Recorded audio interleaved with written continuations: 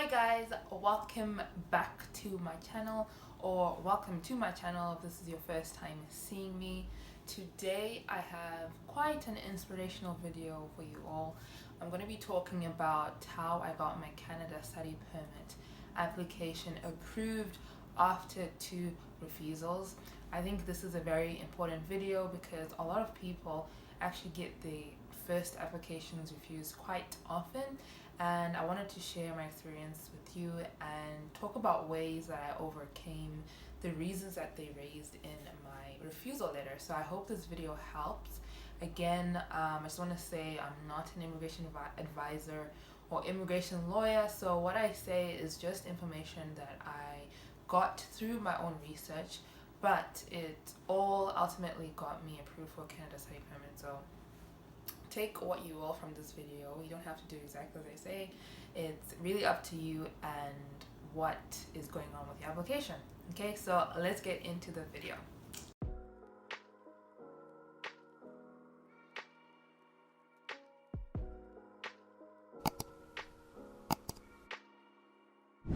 So we're just gonna start from the beginning. When I initially made the decision to study in Canada, I was very naive of the whole process, which is kind of normal because this was my first time. I thought it was going to be a very smooth process, nothing too serious, because I had previously applied for a student visa in the UK, and that had also gone pretty much smoothly and nothing had gone wrong. So coming into this, I was kind of optimistic and not really scared about the whole process. So when it came to my first application, I did my own research. I didn't seek any help from anyone. All I really did was download my instruction guide and made sure that I was submitting all the information that was necessary. So when I submitted everything, I was like, yeah, okay, that was easy. Let's wait for the response and let me wait to get to Canada. 4 weeks went by after I submitted my application, and I received 2 email notifications in my inbox. First impressions of those email notifications, I was like, okay, they've replied after 4 weeks. Okay, that's cool. I'm happy to be going to Canada. Let's go. But obviously when I opened my online portal, it was a completely different result that I had expected. It was a refusal letter. And they had refused my application based off of purpose of visit and a lack of employment opportunities in my home country. Now, reading those refusal reasons for the first time, remember, I'm someone who's not experienced in this application process at all. Reading those reasons, it had me confused because they didn't make any sense. They seemed to be very unclear on what they really meant. First off, purpose of visit. Obviously, I'm here to study in Canada because I applied for a Canada study permit. So what's not making sense here? That's what I was thinking at the moment. And then in terms of lack of employment opportunities in my home country, in my application I had actually included a employment letter that confirmed that I had a definite job after I had finished my studies. So there's no lack of employment opportunities for me. Like, I have a job to go back home to. So what exactly does this mean? I was perplexed, to say the least. So as a normal person does, who is confused and is seeking answers, I went on to Google and did some research, and I discovered that when it comes to refusal letters, like the one I got, the Canada Immigration Office is very vague in their response. Their statements are meant to be vague, and they're meant to just give you a general idea of why they refuse your application. If, however, you want to get those exact reasons that they refuse your application, which they do write. They do write like a little essay explaining why application is not fit for approval. You can get those reasons online. There are websites that offer the service of buying these notes. It's about $5, and it also takes 30 days for those results to get to you. I personally did not go with the option of ordering these notes. They called GCMS notes, if I'm not mistaken. I didn't go with that option because number one, I'm very frugal, and number two, I just didn't have the time of waiting for 30 days for an answer. I just I wanted to get this over and done with and just resend it. So I did some more research into the exact statements that they write in my correspondence letter. So we're gonna go over them, and then we are going to talk about ways that I overcame those reasons in my future application. So, first reason, I am going to be reading, and I'm looking at my notes here that I wrote. In terms of the first reason, purpose of visit, if you are someone who's been refused on the basis of purpose of visit, it basically just means the visa officer doesn't believe you are a genuine student. Like I said before, it is common sense that if you've applied for a study permit, you want to study. So if the visa officer doesn't think you're a genuine student, it means you haven't really given an adequate explanation on why an education in Canada is going to benefit you. So in all, it means you have written a weak or vague SOP. So you probably need to revise that and probably just start afresh and make sure you do some more research into making sure you have all the information required in an SOP. So that's all the information I got on purpose of visit. Just change my SOP and make it more specific. In terms of the second reason, which was lack of employment opportunities in my home country, I researched and discovered that if you are a mature student or you are a post-grad, unfortunately, the visa officer expects you to be employed at the time of you applying for your Canada study permit. That's how they think, unfortunately. Obviously, if you are not employed, then the best thing for you to do is to include a small explanation in your SOP explaining how an education in Canada is going to enhance your employment opportunities in your home country when you go back after you've studied.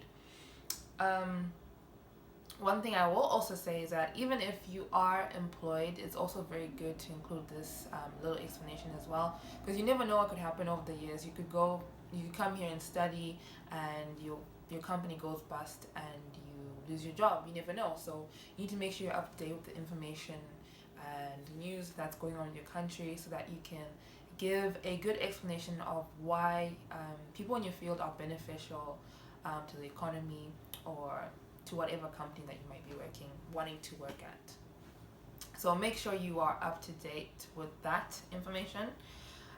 So that's pretty much it. Those are the only two reasons. Taking that information, into consideration, I ultimately just, changed my SOP, rewrote it from scratch. In hindsight, my first SOP, it was a bit vague, and I did understand why the visa officer would think I'm not a genuine student based off of what I read, but it's okay. So, second application that I submitted, the only difference that from my first application was the SOP. Everything else was pretty much the same. Like, nothing else had changed. So after my second submission, 5 weeks went by, and again, I got 2 email notifications telling me that I should check my portal and that my status had changed. Immediately after reading those emails, I knew it was a rejection because I had checked the immigration Canada immigration website, and it had said that the average processing time of an application of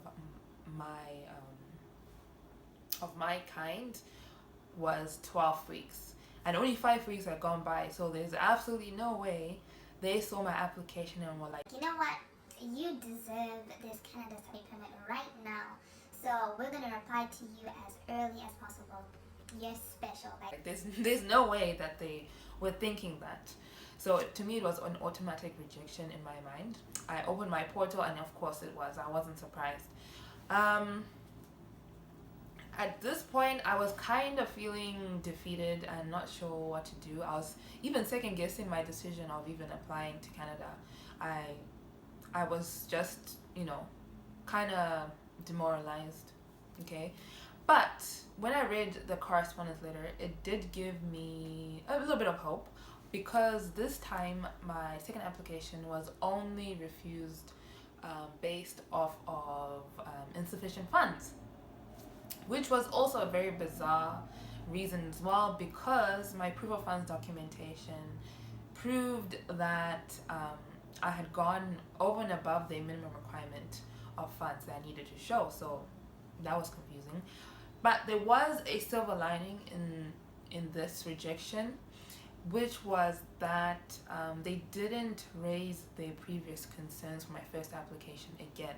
So that was just a confirmation to me that I now had a strong SOP, and they weren't really worried if I was a genuine student or not. So that was something that I was happy about, but obviously it was still a bad situation. I didn't want to be rejected. But you gotta take the positive out of the negative as well. So to tackle this refusal reason, it wasn't really hard, because again, I was very confident with my proof of funds documentation. All the money I had shown the money to be there, and because it was only like a minor thing compared to my first application where I had to change a whole document, all I really did this time is I included a letter of explanation. So a letter of explanation is different from an SOP in the sense that it only addresses the concerns and the reasons that are raised in your correspondence letter. And that's it. Your SOP, it addresses a lot of things. So yeah, this time I wrote a letter of explanation, and it was literally just an extensive explanation of my proof of funds document. It was literally me just explaining what I had done in terms of payments I had made, in terms of the money I had in my bank account, bank statements, what money is being shown. I even went to the extent of writing an equation that summed up all the funds that I had available for my stay in Canada. So not only did I show to them that I had the funds available, but I was also explaining to them that my sponsor, who was going to be obviously sponsoring my stay in Canada, had a job and was earning a good salary. So they're going to be able to fund my stay, not for the first year, but for my remaining years as well. And yeah, it was literally about a paragraph of an explanation. It wasn't much, which was kind of sad, because why did I have to write these 4 or 5 lines in order to get accepted? And also, one thing that really bothered me is, if they were so concerned about my insufficient funds, why didn't they raise it in my previous application as well? Like, why are they now raising it now? So that's something that you should all take away. Just because you've been refused on specific reasons in your first application, they can also bring up other reasons to refuse your application in the future. So make sure that everything is pretty much spick and span and up to standard, and you're including all the information that they want. So yeah, that was all. I submitted my application again. So it was with my SOP. You must remember, if you are writing a letter of explanation, to include your SOP as well, because that's obviously very, very important. Yeah, I submitted it, and honestly, when I did submit it, I was like, you know what, whatever. If it comes as a rejection, then I'm okay with that, and I'll probably order my GCMS notes if I really have to. So 4 weeks went by, no emails. 5 weeks went by, no emails. 6, 7 weeks went by, and then during my 8th week, I got 2 email notifications telling me to check my portal and that my status has changed. And when I read that, yeah, honestly, it was scary. I didn't know how to feel. Like, I was anxious and nervous. Like, I even had to, like, walk up and down a little bit just to release the anxiety and try to calm down. But I had to open my portal and see what they were saying, and lo and behold, it was a correspondence letter telling me to submit my passport. So usually when that happens, it means your application has been approved. So I was really, really happy that I had gotten approved. Who wouldn't be? So yeah, that was my long experience with the Canada Immigration Office. That's my story. I hope it has inspired some of you to want to reapplying, even though you've been rejected so many times. Just because you've been rejected 3-4 times doesn't mean you will not be ever approved a Canada study permit. So just keep trying, as long as you are addressing the reasons that they raise in your refusal letter. If you want to know the information that I did use to rewrite my SOP, then I do have a separate video on that goes into great detail. And also, if you want to know how to overcome other reasons, refusal reasons in your correspondence letter, then I do have a separate video that talks about the 5 common reasons Canada study permits are refused, and I go into detail as well, talking about how you can overcome those reasons. And yeah, I hope this video has helped you all. I hope you can reapply and hopefully get approved in the future, obviously. If you're not like me and you don't want to be guessing why they've refused your application, then I encourage you to order your GCMS notes. Once again, it takes 30 days though, so just be prepared to possibly defer your year, because this process can be very long and drawn out. So yeah, thank you so much for watching this video. I hope to see you in my next one, but I hope you've enjoyed and learned something. Goodbye.